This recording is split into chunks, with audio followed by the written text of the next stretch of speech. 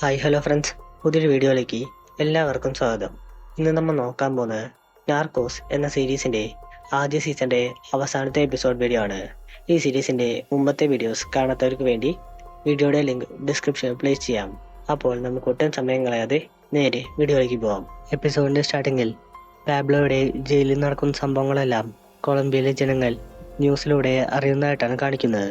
ഈ സമയം ഈ വാർത്ത ജനങ്ങളെല്ലാം അറിഞ്ഞത് കണ്ട് ടിഎയും CIA ഓഫീസർമാർക്കെല്ലാം വളരെയധികം സന്തോഷമെല്ലാമാവുന്നു.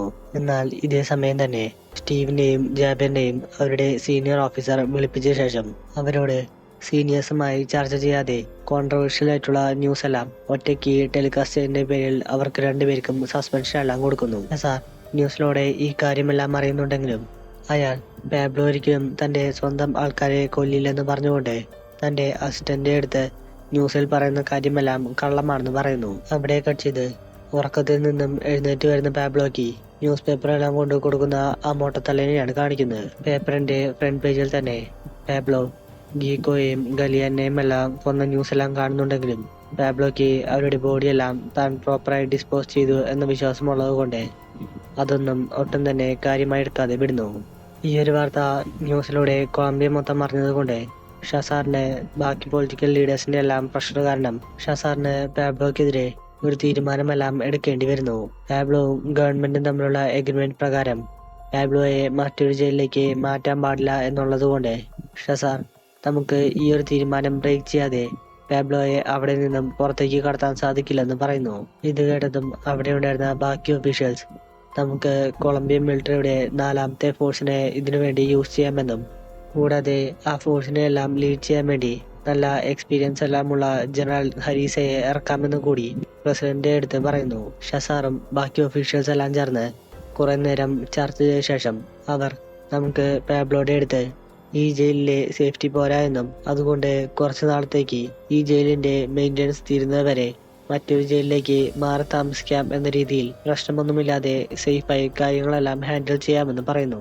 അവിടെ കച്ചിത് സസ്പെൻഷൻ ഓർഡർ കിട്ടിയതോടെ നേരെ തന്റെ വീട്ടിലേക്ക് വരുന്ന സ്റ്റീവിനെയാണ് കാണിക്കുന്നത്. സ്റ്റീവ് കാർ ഗാരേജിന്റെ പുറത്ത് നിർത്തിക്കൊണ്ട് ഗാരേജിന്റെ ഡോർ ഓപ്പൺ ചെയ്യാൻ വേണ്ടി ചെന്നതും നാവകനും കുറച്ച് ആൾക്കാരും ചേർന്നുകൊണ്ട് സ്റ്റീവിന്റെ തലയെല്ലാം മൂടിക്കൊണ്ട് അവനെ കിഡ്നാപ്പ് ചെയ്തുകൊണ്ട് പോകുന്നു. സ്റ്റീവ് മിസ്സിംഗ് ആയ കാര്യം മനസ്സിലായതും കോണി നേരെ ഈ കാര്യം ജേബിയറിനെ വിളിച്ചറിയിക്കുന്നു. പേടിച്ചിരിക്കുന്ന കോണിയെ കണ്ടതും ജേബിയർ അവളുടെ അടുത്ത് തനിക്ക് കുറച്ച് സമയം തരാനും അതുവരെ സ്റ്റീവ് മിസ്സിംഗ് ആയ കാര്യം ആരോടും പറയരുതെന്ന് കൂടി കോണിയുടെ അടുത്ത് പറഞ്ഞേൽപ്പിക്കുന്നു.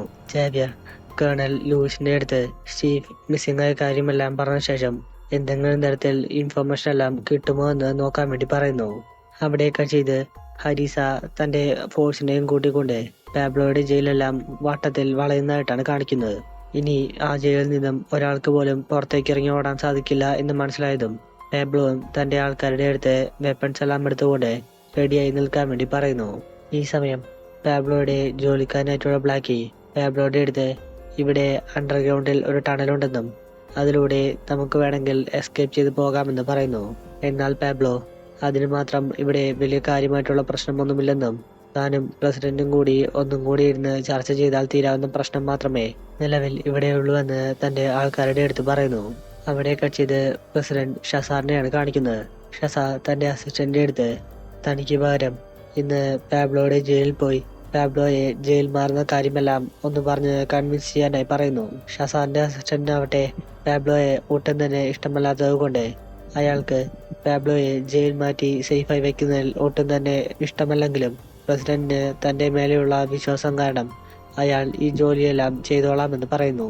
ഇതേ സമയം ലൂയിസ് തനിക്ക് പറ്റാവുന്ന രീതിയിലുള്ള ഇൻവെസ്റ്റിഗേഷൻ എല്ലാം നടത്തിയിട്ടും സ്റ്റീവിനെ പറ്റിയുള്ള ഒരു തരത്തിലുള്ള ഇൻഫർമേഷനും കിട്ടാതെ വന്നതോടെ ഈ കാര്യം നേരെ ജാബന്റെ അടുത്ത് പറയുന്നു. ലൂയിസ് ജാബന്റെ അടുത്ത് ഇനി നീ വൈകിപ്പിക്കുന്നതിൽ കാര്യമില്ലെന്നും അതുകൊണ്ട് എത്രയും പെട്ടെന്ന് ഡിഎയിലുള്ള നിങ്ങളുടെ സീനിയർ ഓഫീസറെ വിവരമെല്ലാം ചെന്ന് അറിയിക്കാൻ വേണ്ടി പറയുന്നു. അവിടെ ചെയ്ത് പാബ്ലോനെ ജയിലിൽ ചെന്ന് മീറ്റ് ചെയ്യുന്ന ഷസാറിന്റെ അസിസ്റ്റന്റിനെയാണ് കാണിക്കുന്നത്. അയാൾ പാബ്ലോയെ കൺവിൻസ് ചെയ്യാൻ വേണ്ടി ഈ ജയിലിന്റെ പ്രൊട്ടക്ഷൻ കൂട്ടാൻ വേണ്ടിയാണ് എന്നെല്ലാം പറഞ്ഞുകൊണ്ട് ഒരു കള്ളക്കഥയെല്ലാം പാബ്ലോയുടെ അടുത്ത് ഉണ്ടാക്കി പറയാൻ വേണ്ടി നോക്കുന്നു. എന്നാൽ പാബ്ലോ ആവട്ടെ വളരെയധികം ബുദ്ധിശാലിയായതുകൊണ്ട് തന്നെ അവൻ ഇവരുടെ ഈ പ്ലാനിങ് എല്ലാം കൈയോടെ പിടികൂടുന്നു. പാബ്ലോ താനും ഗവൺമെന്റും കൂടി ഒരു എഗ്രിമെന്റ് എല്ലാം എഴുതിയത് കൊണ്ടാണ് താൻ സറണ്ടർ ആവാൻ വേണ്ടി സമ്മതിച്ചതെന്നും എന്നാൽ താൻ ഇനി ഇവിടെ നിന്നും പുറത്തിറങ്ങിയാൽ എപ്പോൾ വേണമെങ്കിലും തന്റെ മരണം പോലും സംഭവിക്കാമെന്ന് ഷസാറിന്റെ അസിസ്റ്റന്റ് എടുത്ത് പറയുന്നു. കൂടാതെ ന്യൂസ് പേപ്പറിലും താനാണ് ജീക്കോയെയും കലിയാനെയും എല്ലാം കൊന്നത് എന്ന രീതിയിൽ വാർത്തയെല്ലാം വന്നതുകൊണ്ട് തനിക്കെതിരെയുള്ള ശത്രുതയെല്ലാം കൂടി നിൽക്കുകയാണെന്നും എന്നിട്ടും പ്രസിഡന്റിന് താൻ ഇവിടെ നിന്നും ജയിൽ മാറണം എന്ന് നിർബന്ധമാണെങ്കിൽ പ്രസിഡന്റിനോട് തന്റെ അടുത്ത് ഡയറക്റ്റായി വന്ന് സംസാരിക്കാനായി പറയുന്നു. പാബ്ലോയ്ക്ക് പറയാനുള്ളതെല്ലാം കേട്ട ശേഷം ഷസാറിന്റെ അസിസ്റ്റന്റ് താൻ ഈ കാര്യമെല്ലാം പ്രസിഡന്റിന്റെ അടുത്ത് ഇൻഫോം ചെയ്യാമെന്ന് പറഞ്ഞുകൊണ്ട് അവിടെ നിന്ന് പോകാനായി ഇറങ്ങിയതും പാബ്ലോ അയാളെ തടഞ്ഞു നിർത്തിയ ശേഷം തന്റെ ഓഫീസ് റൂമിൽ ഒരു ഫോൺ ഉണ്ടെന്നും അതിൽ നിന്നും പ്രസിഡന്റിനെ വിളിച്ച് തനിക്ക് ഇപ്പോൾ തന്നെ പ്രസിഡന്റ് മറുപടി കേൾക്കണമെന്ന് പറയുന്നു. അസിസ്റ്റന്റിന് വേറെ നിവൃത്തിയൊന്നുമില്ലാതെ പാബ്ലോയുടെ ഭീഷണിക്ക് വഴങ്ങിക്കൊണ്ട് പ്രസിഡന്റിനെ കോൾ ചെയ്യേണ്ടി വരുന്നു. ഷസാർ കോൾ എടുത്തതും അസിസ്റ്റന്റ് ബുദ്ധിപൂർവ്വം പാബ്ലോയുടെ അടുത്ത് തന്നെ എത്ര നേരം ഇവിടെ ഹോസ്റ്റേജായി പിടിച്ചു വയ്ക്കുമെന്ന് ചോദിക്കുന്നു. ഇത് കേട്ടതും വേഗം തന്നെ ഷസാർ തന്റെ ഫോണെല്ലാം കട്ട് ചെയ്ത ശേഷം തന്റെ ഓഫീസിലുണ്ടായിരുന്ന ആൾക്കാരുടെ അടുത്ത് പാബ്ലോയുടെ കാര്യത്തിൽ എത്രയും പെട്ടെന്ന് ഒരു തീരുമാനമാക്കിയില്ലെങ്കിൽ അവൻ പറയുന്ന ഡിമാൻഡുകൾക്കെല്ലാം നമ്മൾ വീണ്ടും സമ്മതം മൂളേണ്ടി വരുമെന്ന് പറയുന്നു. ഈ സമയം ഷസാറിന്റെ കൂടെ ഉണ്ടായിരുന്ന ആൾക്കാരെല്ലാം നമ്മൾക്ക് പാബ്ലോയുമൊത്ത് മറ്റൊരു നെഗോസിയേഷനെല്ലാം നടത്താമെന്ന് പറയുന്നുണ്ടെങ്കിലും പാബ്ലോ ചെയ്തിട്ടുള്ള ഈ ഒരു പ്രവൃത്തിയിൽ ദേഷ്യം വന്ന ഷസാർ ഇനി അധികം നെഗോസിയേഷൻ ഒന്നും വേണ്ടെന്നും എത്രയും പെട്ടെന്ന് തന്നെ കൊളംബിയയിലെ സ്പെഷ്യൽ ഫോഴ്സിനെ കൊണ്ടുവന്ന് ആ ജയിൽ മുഴുവൻ റെയ്ഡ് നടത്താനായി പറയുന്നു. ഷസാറിന്റെ അസിസ്റ്റന്റിന് പാബ്ലോയെ ഒട്ടും തന്നെ ഇഷ്ടമല്ലാത്തത് കൊണ്ട് അയാൾ താൻ പാബ്ലോയുടെ കസ്റ്റഡിയിലാണ് എന്ന് പോലും നോക്കാതെ നീ ഒരു കൊടും കുറ്റവാളിയാണെന്നും അതുകൊണ്ട് നിന്നെ പോലുള്ളവർ എത്രയും പെട്ടെന്ന് ചാവുന്നതാണ് ഈ ഭൂമിക്ക് നല്ലതെന്നെല്ലാം പാബ്ലോയുടെ മുഖത്ത് നോക്കി പറയുന്നു. ഇതെല്ലാം കേട്ടിട്ടും പാബ്ലോ ഒരു കൂസലുമില്ലാതെ ഷൂലേസ് എല്ലാം കെട്ടിക്കൊണ്ട് ഷസാറിന്റെ അസിസ്റ്റന്റിനെ ഒരു തരത്തിലുള്ള ഉപദ്രവം ഉണ്ടാവരുതെന്ന് തന്റെ ആൾക്കാരുടെ അടുത്ത് പറഞ്ഞേൽപ്പിക്കുന്നു. അവിടെയൊക്കെ ചെയ്ത് സ്റ്റീവ് മിസ്സിംഗ് ആണെന്ന കാര്യം തന്റെ സീനിയറിന്റെ അടുത്ത് പറയാൻ വന്നിരിക്കുന്ന ജേബിനെയാണ് കാണിക്കുന്നത്. എന്നാൽ ഈ സമയം സീനിയറിന്റെ റൂമിൽ സ്റ്റീവ് നിൽക്കുന്നത് കണ്ട് ജേവിയറിന് ഇത് വളരെ ഷോക്കിംഗ് ആയിട്ടെല്ലാം തോന്നുന്നു. അവിടെയൊക്കെ ചെയ്ത് സ്റ്റീവിന്റെ ഒരു ഫ്ലാഷ് ബാക്ക് സീനാണ് കാണിക്കുന്നത്. ഫ്ലാഷ് ബാക്കിൽ സ്റ്റീവ് തന്നെ പാബ്ലോ ആണ് കിഡ്നാപ്പ് ചെയ്യുന്നത് എന്ന് വിചാരിക്കുന്നുണ്ടെങ്കിലും നാവികൻ സ്റ്റീവിനെ നേരെ പാച്ചോയുടെ അടുത്തേക്ക് കൂട്ടിക്കൊണ്ടു പോകുന്നു. പാച്ചോ സ്റ്റീവിന് അവൻ കൊടുത്ത ഇൻഫർമേഷൻ പ്രകാരം കരീലോ പോയ്സനെയും അയാളുടെ ആൾക്കാരെയെല്ലാം കൊന്ന കൂട്ടത്തിൽ ഒരു ഇന്നസെന്റ് ആയിട്ടുള്ള പെൺകുട്ടിയെ കൂടി കൊന്നിട്ടുണ്ടെന്നും എന്നാൽ ഈ കാര്യം കൊളംബിയൻ ഗവൺമെന്റ് അറിഞ്ഞാൽ ഇൻഫർമേഷൻ എല്ലാം പാസ് ചെയ്ത് കൊടുത്തതിന്റെ പേരിൽ സ്റ്റീവ് കൊളംബിയൻ ജയിലിൽ കിടക്കേണ്ടി വരുമെന്ന് പറഞ്ഞുകൊണ്ട് അവനെ ബ്ലാക്ക്മെയിൽ എല്ലാം ചെയ്യുന്നു. പാച്ചോ ഒരു കാര്യവുമില്ലാതെ ഇതൊന്നും സംസാരിക്കില്ല എന്ന് മനസ്സിലായതും സ്റ്റീവ് അവന്റെ അടുത്ത് ഇതെല്ലാം ഹൈഡ് ചെയ്യാൻ വേണ്ടി അവന് പകരമായി എന്താണ് ചെയ്തു നൽകേണ്ടതെന്ന് ചോദിക്കുന്നു. ഇത് കേട്ടതും പാച്ചോ ഡിയയുടെ കയ്യിൽ പാബ്ലോക്കെതിരെ ഒരുപാടധികം തെളിവുകളുണ്ടെന്നും അതുകൊണ്ട് ഇനി മുതൽ കാളിക്കാട്ടിലും ഡിയയും എല്ലാം ഒരുമിച്ച് പ്രവർത്തിച്ചുകൊണ്ട് പാബ്ലോയെ മൊത്തത്തിൽ അവസാനിപ്പിക്കണമെന്ന് പറയുന്നു. പ്രസന്റിൽ ആ ഫോട്ടോസ് എല്ലാം ലീക്ക് ചെയ്ത് ജാവിയർ ആണ് എന്ന് വിചാരിച്ചുകൊണ്ട് സ്റ്റീവ് ജാവിയറിന്റെ അടുത്ത് അതിന്റെ പേരിൽ വഴക്കടിക്കാൻ വേണ്ടിയല്ല നോക്കുന്നു.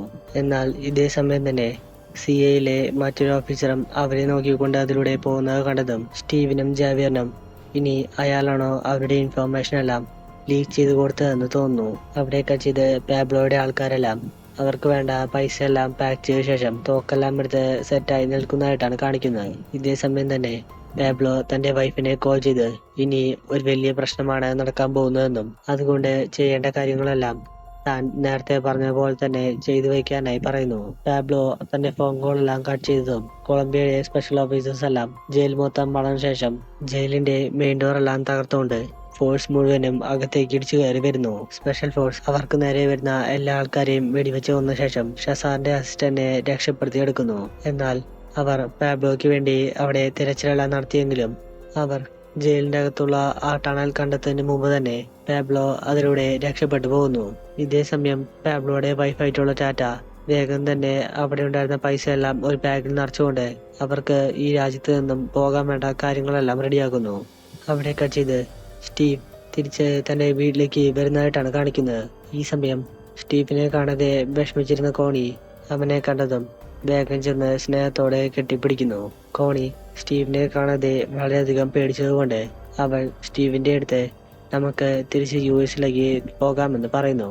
എന്നാൽ സ്റ്റീവ് ഇനി നമ്മൾ യുഎസിലേക്ക് പോകുന്നില്ലെന്നും ഇനി മുതൽ കൊളംബിയാണ് നമ്മുടെ വീടെന്ന് പറയുന്നതും കാണിച്ചുകൊണ്ട് നാർക്കോ സീരീസിന്റെ ആദ്യ സീസന്റെ അവസാനത്തെ എപ്പിസോഡ് ഇവിടെ വെച്ച് അവസാനിക്കുന്നു.